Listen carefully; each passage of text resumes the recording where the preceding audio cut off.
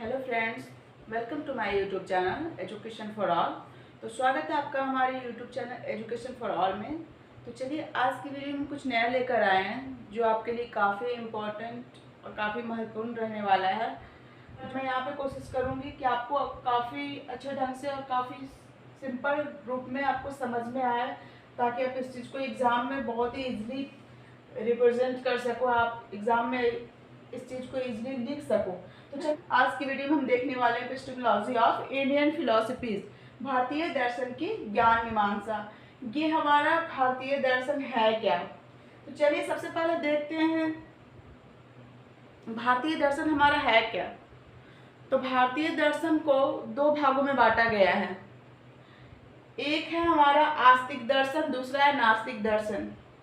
आस्तिक दर्शन से आपका या हमारा तात्पर्य ये बनता है कि आप किस चीज़ पे विश्वास करते हो। आप आस्तिक हो, मतलब आप आस्था रखते हो ईश्वर में, आप ईश्वर में विश्वास करते हो, आपकी आस्था है, आप उनका गुणगान करते हो, आप उनका भजन करते हो। तो ये आपका आस्तिक दर्शन कहलाया। जो कि आप जैसे कभी मंदिर जाते हो, कहीं भी जाते हो, तो एक पत्थर के रूप में भी, एक पत्थर पे भी वो मूर्ति के रूप में बैठे हैं, तो उनमें भी आपकी आस्था है। आपको ये नहीं पता पत्थर में भी भगवान है नहीं है, लेकिन ये आपकी आस्था जो है वो उनको भगवान का रूप दे रही है। तो ये आस्तिक दर्शन कहलाया। दूसरा आता है हमारा नास्तिक दर्शन। नास्तिक दर्शन वैसा दर्शन है जिसमें हम किसी भी चीज़ पे भरोसा नहीं करते हैं, किसी भी चीज़ को समझना नहीं चाहते हैं कि हाँ भगवान सच में होता है नहीं होता है, मेरे साथ ही क्यों गलत हुआ, मेरे साथ ही ऐसा क्यों हुआ, अगर भगवान होता तो ऐसा नहीं होता, इतनी ज़्यादा तबाही नहीं होती, लोग इतने नहीं मरते, इस बार इतना भयानक मतलब कोरोना का कहर रहा है, फिर भी आप अगर विश्वास पात्र इंसान हो, ईश्वर पे विश्वास करने वाले हो, तो भी आप नास्तिक का रूप ले लोगे। अगर आपके घर में एक से दो से तीन लोग मतलब डेथ हो गए हैं, उनकी मृत्यु हो जाती है, तो आप में भी वो नास्तिक वालापन आ जाएगा।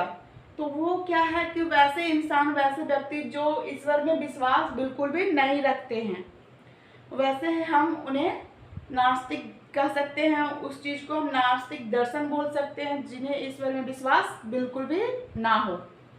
तो चलिए ये भारतीय दर्शन के अंतर्गत आता है। तो भारतीय दर्शन हमें क्या क्या सिखाता है? बहुत सारी चीज़ों को सिखाता है। भारतीय दर्शन की ज्ञान मीमांसा हमें सिखाती है कि कर्म से जुड़े रहिए, जैसा आपका कर्म होगा वैसी आपकी दशा होगी, जैसा आप कर्म करोगे वैसा आप फल पाओगे। तो हमें कर्म से जुड़ने की हिदायत देता है हमारा दर्शन। वो क्या है? भारतीय दर्शन है। हमें मोक्ष प्राप्त करने की रास्ते को दिखाता है कि आप मोक्ष कैसे प्राप्त कर सकते हैं। सत्य मार्ग पर चलिए, अपना कर्म करते चलिए, लोगों की सेवा कीजिए, लोगों को सम्मान कीजिए, लोगों से अच्छा शिष्टाचार रखिए, तभी आप मोक्ष प्राप्त कर सकते हैं। मोह माया को त्याग दीजिए। तो ये क्या करता है? हमारा भारतीय दर्शन हमें सिखाता है।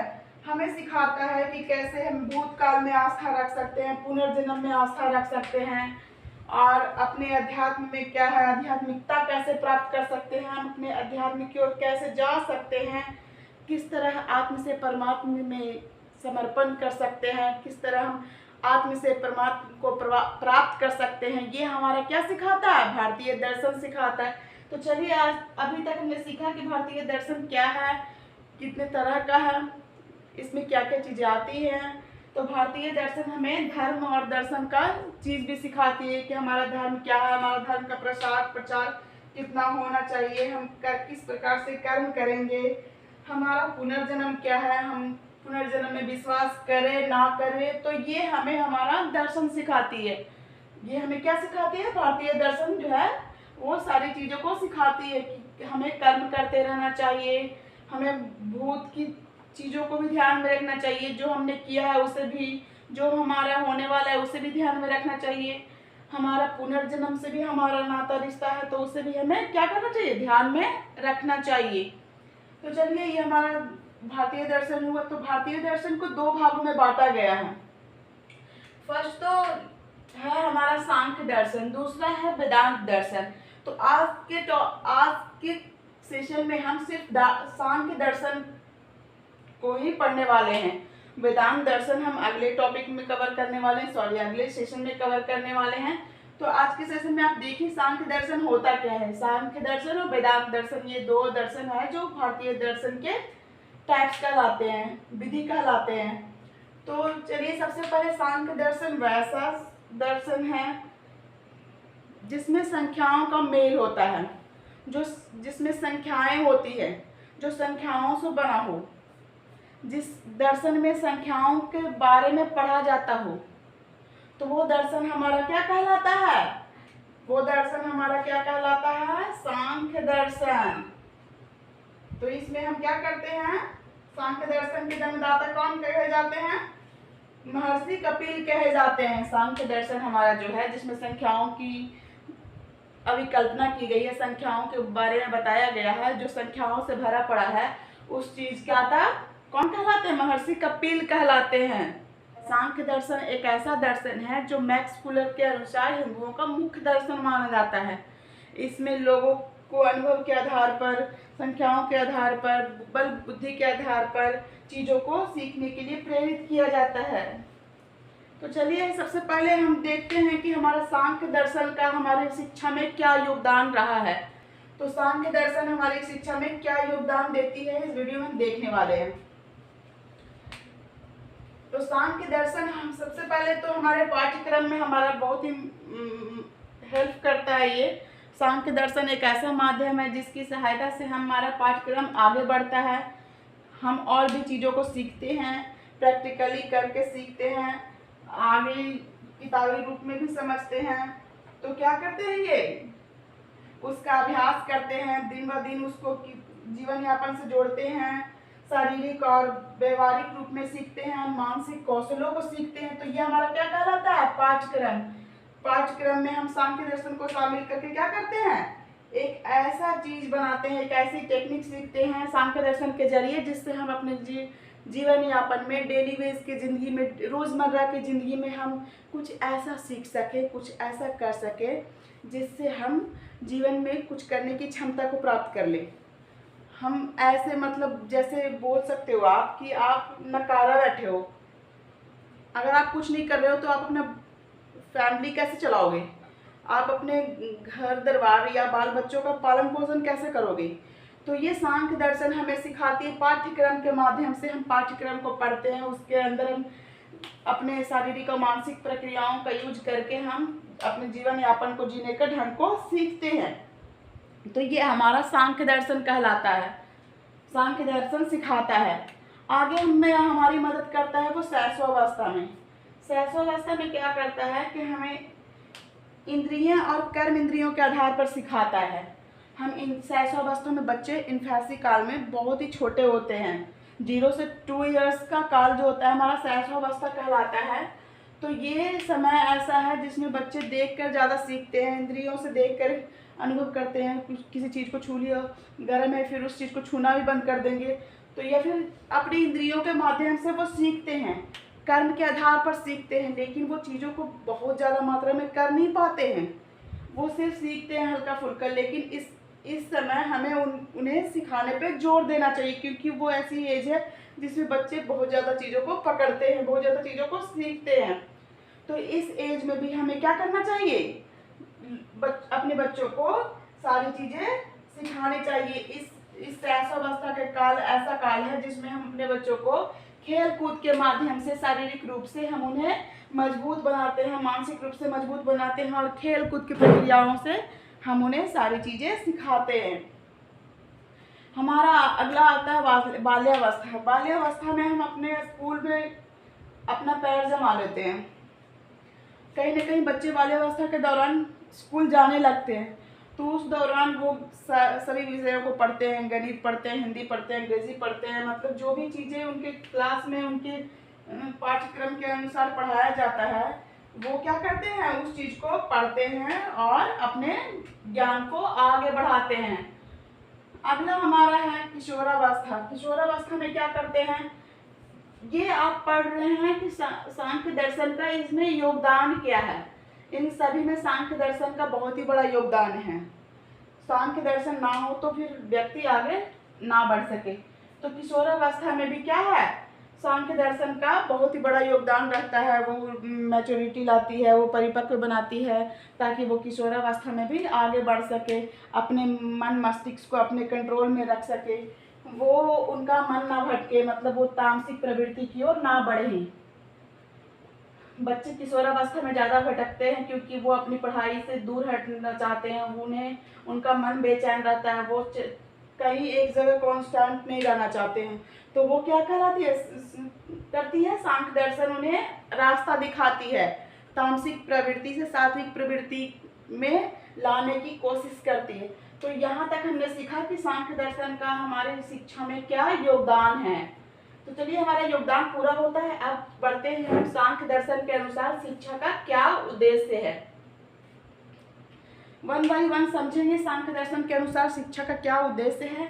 तो चलिए देखते हैं। सबसे पहले तो शिक्षा, हम सांख्य दर्शन में शिक्षा का यही उद्देश्य है, या शिक्षा में हमारे सांख्य दर्शन का ये उद्देश्य है कि ये हमें अंधकार से प्रकाश की ओर ले जाने की कोशिश करती है।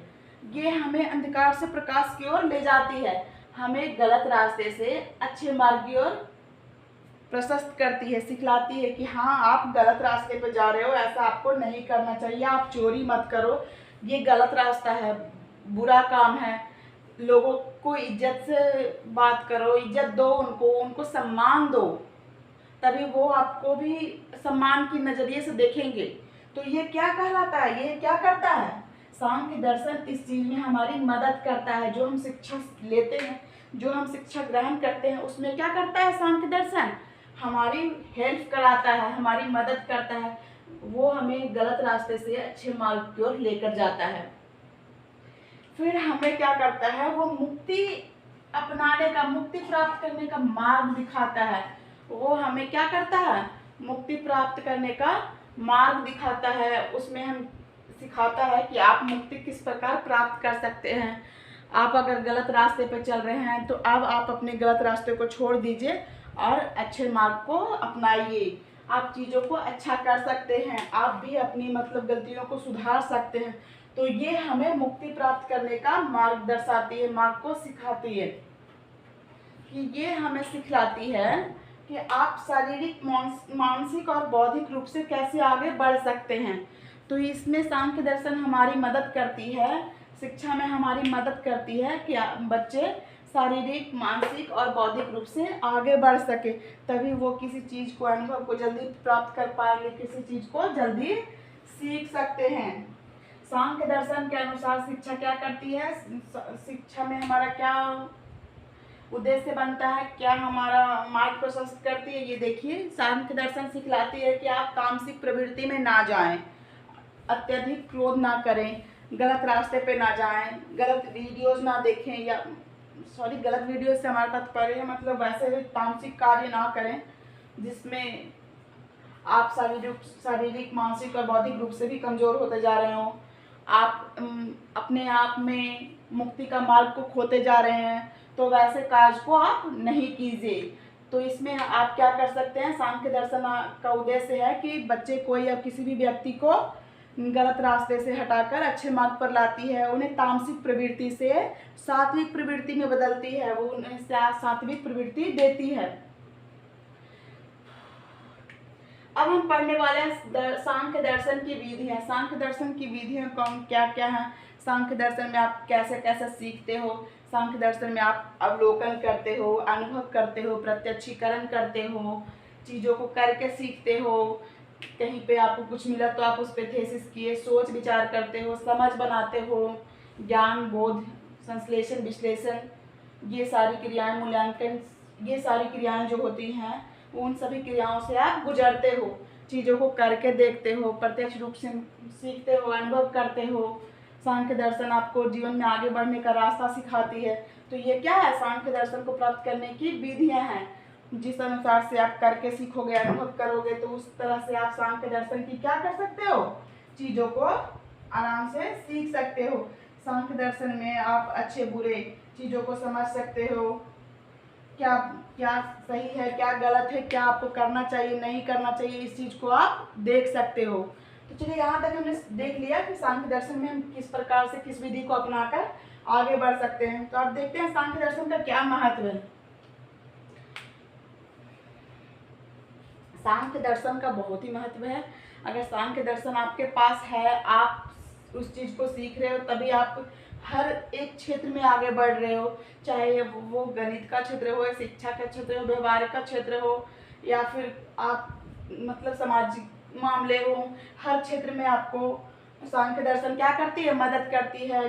तामसिक प्रवृत्ति से सात्विक प्रवृत्ति में बदलने में आपकी मदद करती है, अंधकार से प्रकाश की ओर आपको ले जाती है। तो ये महत्वपूर्ण ही रहता है हमारे लिए कि हमें इसका अनुसरण करना चाहिए, हमें ये चीज़ें आनी चाहिए, हमें ये चीज़ें सीखनी चाहिए, सांख्य दर्शन को अपनाना चाहिए, जो हमें कर्म की ओर अग्रसर करती है। हमें अच्छे कर्म करना चाहिए, कर्म पर भी हमारा जीवन बैलेंस्ड होता है, या फिर कर्म पर भी हमारा जीवन आश्रित होता है।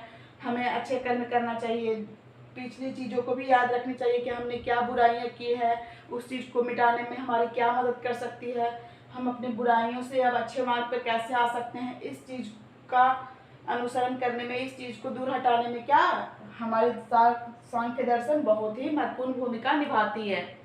तो सांख्य दर्शन के जरिए आप जीवन को जीने का ढंग सीखते हैं, जीवन को कैसे करना है, अपने जीवन यापन के लिए आप किस प्रकार से चीज़ों को प्राप्त कर सकते हैं, कैसे सीख सकते हैं, ये आपको सांख्य दर्शन सिखलाती है। तो चलिए आज का वीडियो हमारा यहीं पर समाप्त होता है।